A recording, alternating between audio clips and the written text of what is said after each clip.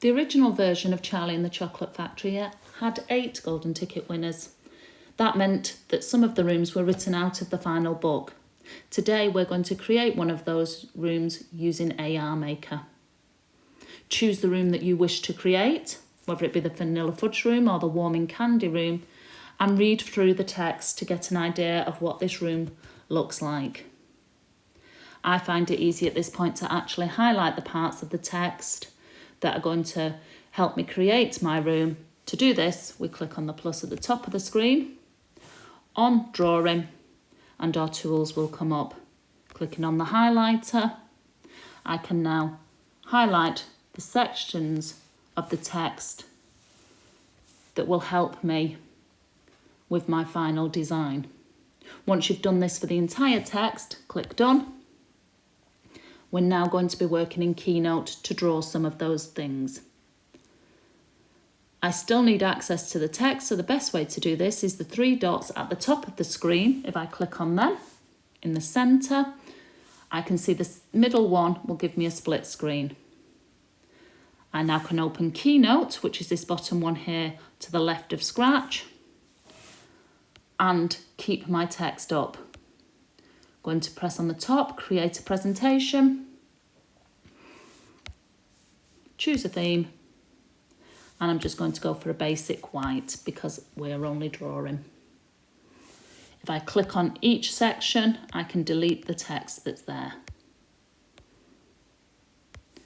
I'm going to start by reading my text, and I can see that there is a giant mountain of fudge, so I'm going to work on that first. I can close my pages a little bit while I work on it. Clicking on the plus again, drawing again, I once again get my drawing tools. I'm going to make one piece of fudge first.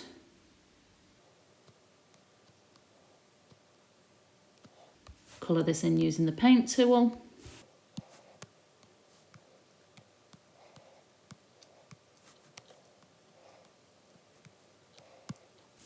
And now I can start to build my mountain. The easiest way to do this is from your first piece of fudge, click done, hold down and copy. And then if you hold down again, you get the option to paste, and you can keep adding layers to your mountain. Once you've done this, you need to create some of the other items. So some of the characters that you want in your final scene. You will also maybe want one single piece of fudge, which you can do by copying and pasting it to a new slide. Once you're happy that you have all the details to go into your final scene, on each of the slides we need to remove the background. This is done by clicking on the background, clicking on the format tool, which is the paintbrush across the top, and choosing background. It's the no fill background. Make sure it's the no fill you select for each of them.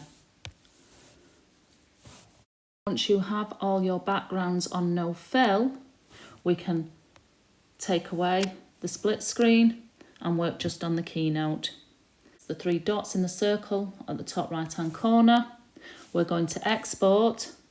It says images, we want the images for ARMakr. Make sure that the blue tick is next to PNG, and make sure the transparent backgrounds is on. Click export and wait a few seconds. Once it comes up with the option to save your images, however many you have created, click on this. Your images will now be exported into your photos. We can start using ARMakr. That's this app in the bottom row next to my teams. If I click on that, start, create your own scene, and start. I need to move around until I get this net. Once I click on that, the square for the area I am going to work in will appear. We need to get your images into this right hand side. To do this, click New, click the file, select More Images, and make sure each of the images that you want to include has a blue tick on them. When you are finished, click Done. Your images will not appear in the photo library at this point, but if you click your back button and then the file, your images should now appear. We can start adding them. Choose the image you want to include. You can resize it at this point, position it, click the right tick, click the left tick and click OK. Once you've got all your images in this scroll down menu, it's time to start building your scene. If you click on one of the items, it will appear in your scene. To make it bigger, because this is the fudge mountain, use your fingers and pull apart and it will increase in size. Once you're happy with its position, click the place button. Keep going with each of your items. I'm going to add Mr. Wonka and he's going to be quite small. I'm going to click place, but I actually want Mr. Wonka to move. So at the bottom right hand corner, there is a box with Mr. Wonka in. If I click on this, there are movements. He's going to move behind that fudge mountain. Keep going until you've added all of your items. If you want one of your items to be flying, so I'm going to have this piece of fudge. I want it here, but I want it tumbling down. Click the two arrows under the place. Now, when you move your iPad up and down, your piece of fudge can also go up and down. I'm going to place him here and I'm going to have him moving up and down. When you have complete items, if you press the back arrow, you will get the option to record.